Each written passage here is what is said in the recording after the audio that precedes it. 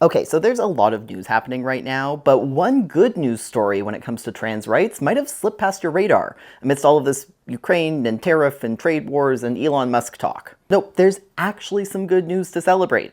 This week, the US Senate voted on a bill that would ban trans youth from participating in sports, and it failed. By a close margin, yes, but it failed. It won't become law this week.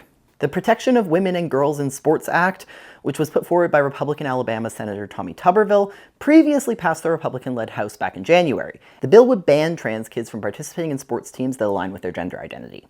But in the Senate, the vote was split exactly on party lines, 51 to 45, and did not receive the 60 votes required to advance. Democratic Senators Elissa Slotkin of Michigan and Peter Welch of Vermont, as well as Republicans Shelley Capito of West Virginia and Cynthia Lummis of Wyoming, did not vote. And during debate around the bill, Tuberville spouted a bunch of misinformation around the number of trans athletes in America. And when I say misinformation, I mean on the level of seemingly being unable to differentiate between trans men and trans women. We have women's teams in some states participating on the high school level that are all transgender boys.